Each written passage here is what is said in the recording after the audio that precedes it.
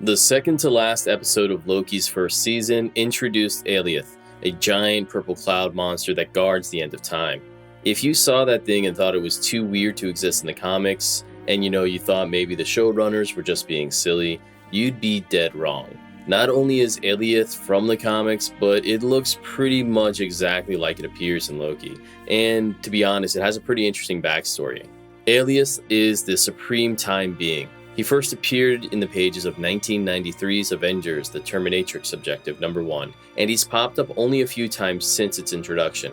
Now, this history is heavily involved in Marvel's always changing rules about time travel, time and space, and science in general. So you just have to take everything that you hear with a bit of, a grain of salt, and remember that from writer to writer, these rules and what it means to be an evil time-traveling villain was going to change. It's just the way it is.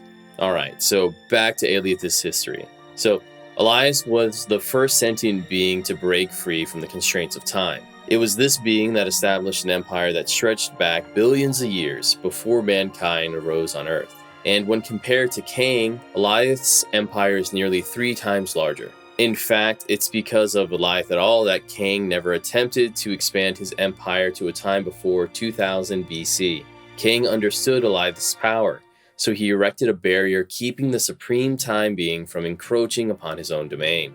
This lasted for quite some time, but when Kang was near death, Ravonna the Terminatrix, yes, the same Ravonna who leads the TVA in the Loki Disney Plus series, took over his empire, which led to the discovery of Alioth, whom she accidentally released. And when this happened, Alioth threatened every temporal domain along the time stream. Ravonna was able to revive Kang with the help of Revelation, leading him to tell the Avengers about the Chrono Key, which could be used against the monster.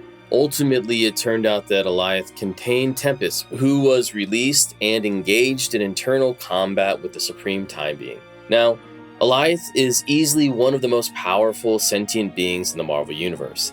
As a trans-temporal being, it exists across numerous divergent timelines.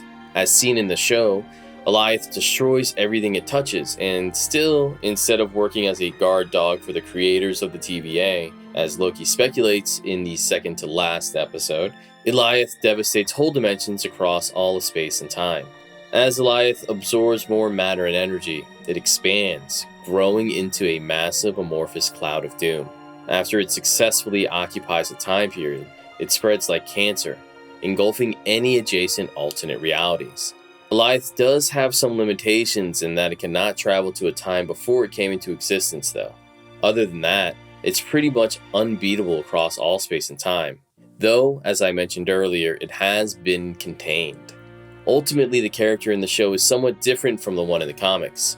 Regardless, there are enough similarities to please even the most ardent Marvel Comics fans. And a key difference between the two may be the association with Kang the Conqueror.